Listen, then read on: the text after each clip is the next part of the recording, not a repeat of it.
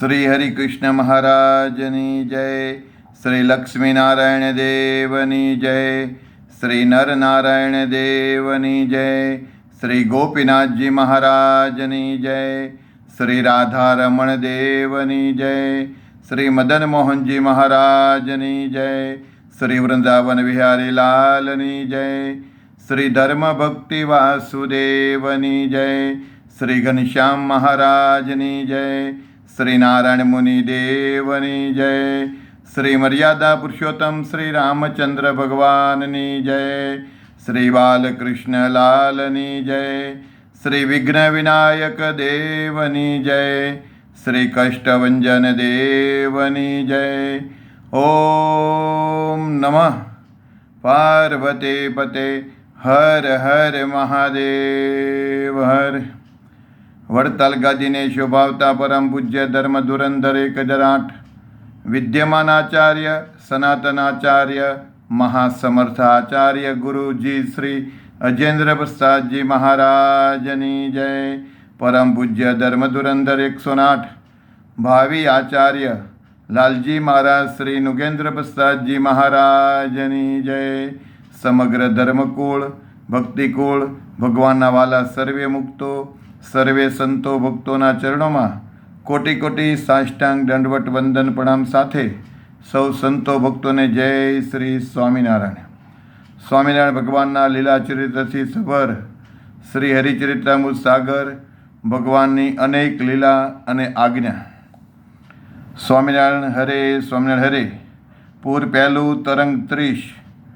દુઃખ નિવારણ માટે હનુમાનજીની આરાધના. ઉત્તમ રાજા બંને હાથ જોડીને બોલ્યા, આપના મુખે મેં ધર્મદેવની ધીરજ જાણી. જે મનુષ્ય દુઃખમાં ધીરજ રાખે તે મહાન છે, તેના સમાન બીજો કોઈ નથી. મનુષ્ય માત્રને સુખ અને દુઃખ આવતા જતા રહે જ છે, તેમાં જે ધીરજ રાખવી તે ઘણું કઠણ કામ છે. ઉત્તમ રાજાના દાદા ખાચરના આવા વચન સાંભળીને શ્રી મુક્તાનંદ સ્વામી ખૂબ રાજી થયા અને બોલ્યા કે ધર્મદેવની કથા તો અતિ અનુપમ છે. પછી ધર્મદેવે ભગવાન શ્રી હરિનું ધ્યાન કર્યું, બે હાથ જોડીને પ્રાર્થના કરી, હે હરે, આપ તો સુખના નિધાન છો, અંતર્યામી છો અને કર્મફળ પ્રદાતા છો. ત્યારે અંતર્યામી ભગવાને ધર્મના હૃદયમાં જ્ઞાનની પ્રેરણા કરી, એટલે તેમને પોતાના પિતાના વચન યાદ આવ્યા. તેથી તે ઉપાય કરવાનું મનમાં નક્કી કર્યું. કુળદેવ હનુમાનજી મહાબળવાન છે. સ્મરણ કરવાથી તેઓ અપાર દુઃખને નષ્ટ કરે છે. અત્યારના જેવું બીજું કોઈ દુઃખ કહી શકાય નહીં. જો હું તેમને સંભાળું તો તેઓ બધા જ કષ્ટનો નાશ કરશે. ચારે બાજુથી દૈત્યો દુઃખ દે છે.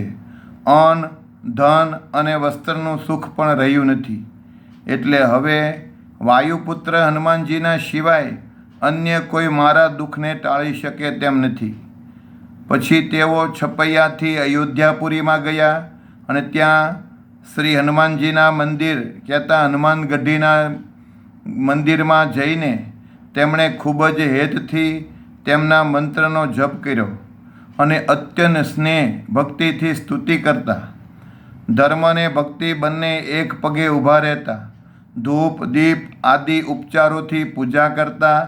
એક જ જાતનું અન્ન દિવસમાં એક વખત જમતા અને તે વખતે દઢપણે બ્રહ્મચર્ય વ્રત પાળતા. આ રીતે 2 માસ પર્યંત લગાતાર હનુમાનજીના મંત્રનો જપ કર્યો. હવે હું તે મંત્ર તમને કહું છું કે જેનું ઉચ્ચારણ કરવાથી કોઈ પ્રકારનું દુઃખ રહેતું નથી. હે હનુમંત, આપ નીતિશાસ્ત્રમાં નિપુણ છો, નિગમ છો, આગમ છો અને સમગ્ર શાસ્ત્રોમાં આપના ગુણ કયા છે. રાજાધિરાજ શ્રી રઘુનાયક શ્રી રામચંદ્રજીના આપ મંત્રી છો. આપ મહાવીર અપ્રમેય અને અપાર છો. આપનું પ્રૌઢ સ્વરૂપ સિંદૂરથી ચર્ચિત છે અને વ્રજના સમાન સુદૃઢ છે. નૈષ્ટિકોમાં શ્રેષ્ઠ છો અને અમારા પ્યારા છો. એવા શ્રી હનુમાનજી, શ્રી રામચંદ્રજીના દૂત અનુપમ મહાવીર હનુમાનજી, આપ અમારા કષ્ટોને હરો કહેતા ટાળો. શ્રી રામચંદ્રજીને સીતાના અપહરણ લીધે હૃદયમાં અપાર દુઃખ થયું, ત્યારે તે દુઃખને ટાળવા આપ ત્યાં અચાનક આવ્યા. અનેક માનવ ભક્ષી રાક્ષસોને અને અસુરોને આપે હણી નાખ્યા. રાક્ષસપતિ રાવણની નગરી લંકાને આપે બાળી દીધી. સમગ્ર સિદ્ધો અને શૂરવીરો આપની પ્રશંસા કરે છે. એવા શ્રી રઘુવીર, શ્રી રામચંદ્રજીના દૂત અનુપમ મહાવીર શ્રી હનુમાનજી, આપ અમારા કષ્ટને હરો કહેતા ટાળો.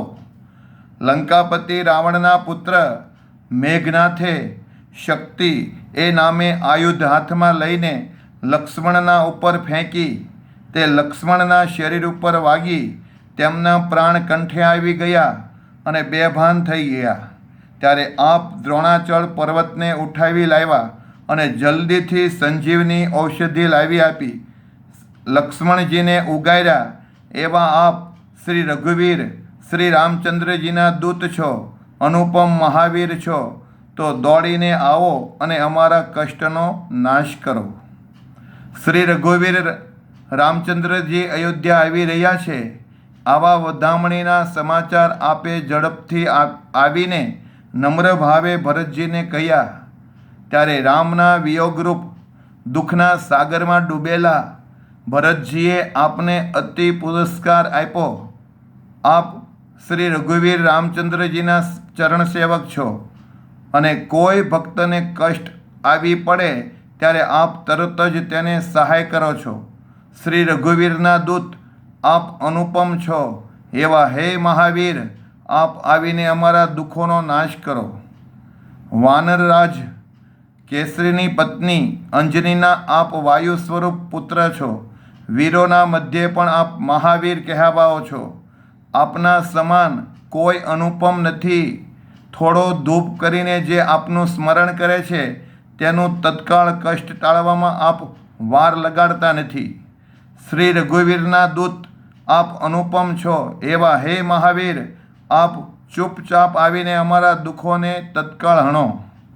ઘણી જાતની ડાકણો, શાકણો, ભયંકર ભૈરવો, ભૂતના ગણો, અનેક પ્રકારના અને અતિશય કદરૂપા જીનના ટોળાઓ અને અનેક જાતના શત્રુઓ, આ બધાની પીડાને આપ ભયંકર રૂપ ધારીને તત્કાળ ટાળો છો.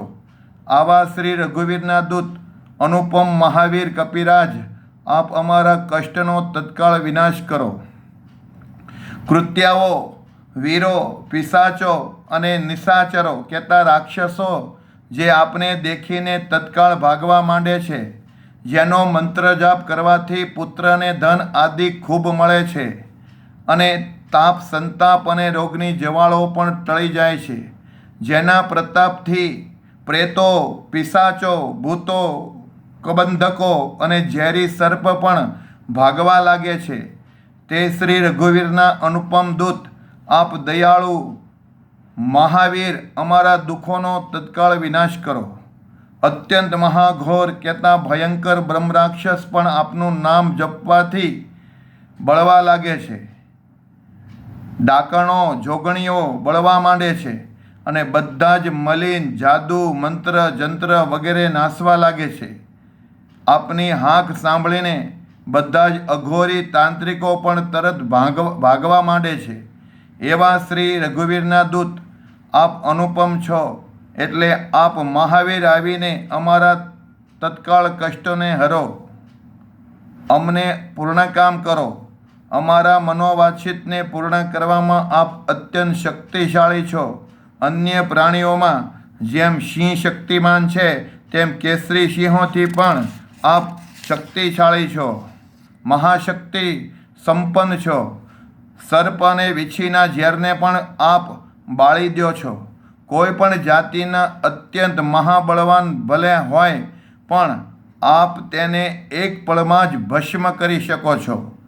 શ્રી રઘુવીરના દૂત આપ અનુપમ છો. તો હે મહાવીર, આપ આવી અમારા કષ્ટોને તત્કાળ હરો. આપ વિકરાળો કહેતા ભયાનકને મધ્યે મહાવિકરાળ છો, અને કાળના પણ મહાકાળ છો, જંત્રોના પણ જંત્ર છો, મંત્રોના પણ મંત્ર છો, અને જાદુગોરોના પણ આપ ભયાનક જાદુગર છો.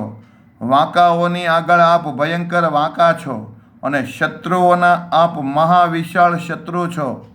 એવા શ્રી રઘુવીરના દૂત આપ અનુપમ છો. માટે હે કૃપાળુ દયાળુ મહાવીર, આપ અમારા કષ્ટનો તત્કાળ નાશ કરો. ત્રિલોકીમાં સર્વત્ર આપની આણ કહેતા હુકમ અને દાણ કહેતા અધિકાર ફરે છે, તેને કોઈ પણ લોપી શકતું નથી. જે ભક્તજન આપને બોલાવે છે ત્યાં આપ તુરંત જ પધારો છો, અને તેમના અનેક કષ્ટોનું તત્કાળ નિવારણ કરી દો છો. શૂરવીર જેવું વિકરાળ રૂપ લઈને આપ તત્કાળ આવો છો, અને તેના દુઃખોને તત્કાળ ટાળી દો છો. એવા શ્રી રઘુવીરના દૂત રામ સેવક આપ અનુપમ છો. તો હે મહાવીર, આપ સંભાળીને અમારા કષ્ટોને તત્કાળ હણો. વિકરાળ વાયુનું રૂપ ધારીને આપ ગુગળના ધૂપમાં પ્રવેશ કરો છો. શત્રુના નાશ કરવા આપ ઐશ્વર્યપૂર્ણ વજ્રના જેવું સુદૃઢ રૂપ ધારણ કરીને વજ્ર જેવી ભયંકર ગદા હાથમાં લઈને આવો છો.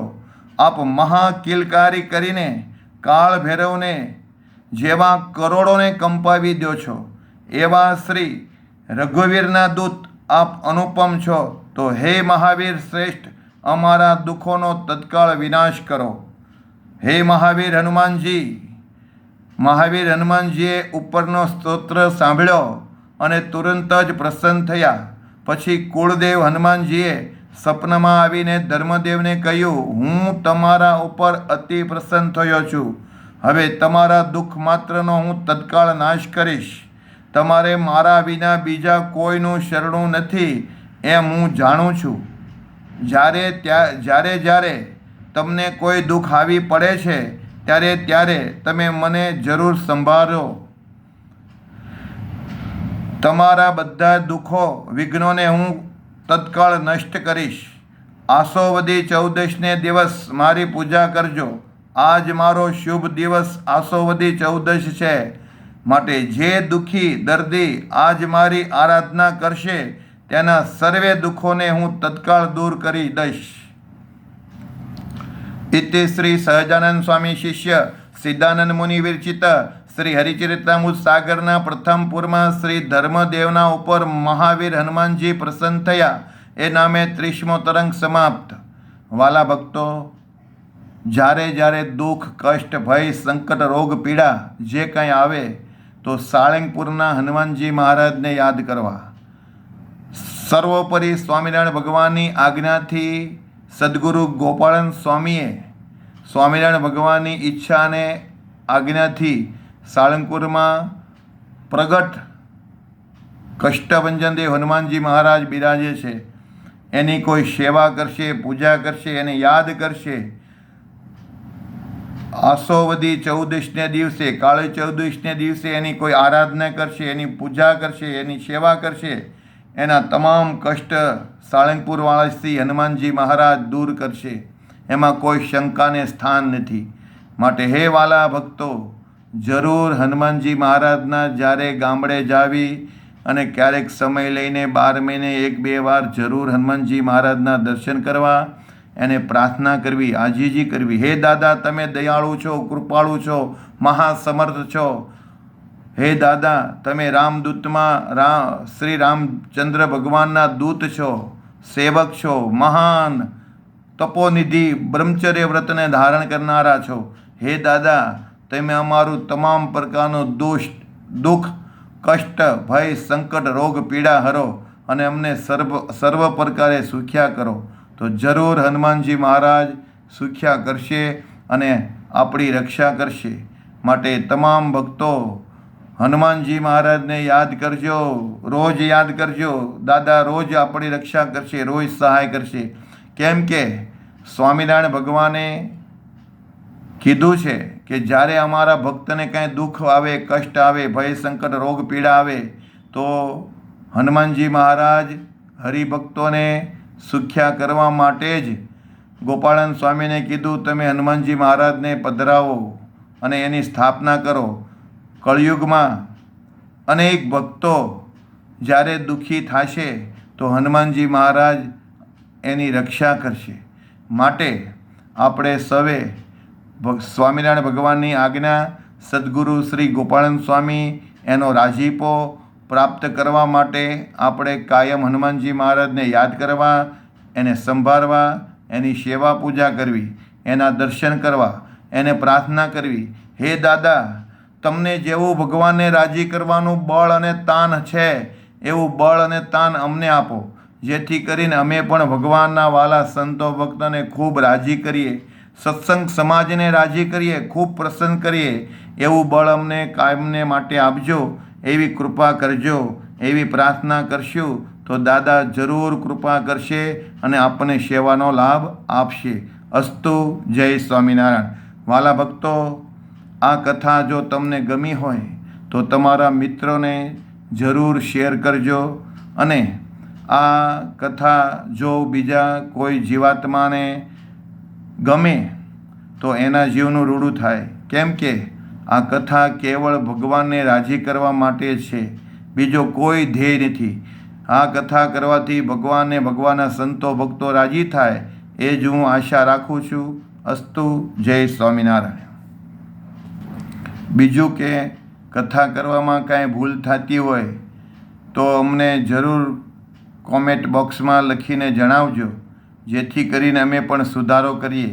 કેમ કે આપણો ધ્યેય એક જ છે કે ભગવાન અને ભગવાનના સ્થાને બેઠેલા એવા આદિ વિદ્યમાન ભાવિ આચાર્ય મહારાજ અને એમના વાલા સંતો ભક્તોને રાજી કરવા, બસ એક જ ધ્યેય છે. માટે જે કાંઈ ભૂલ થતી હોય, સુધારો કરવો હોય એ બધું અમને જણાવજો. તો સૌ ભક્તોને મારા ભાવથી જય સ્વામિનારાયણ.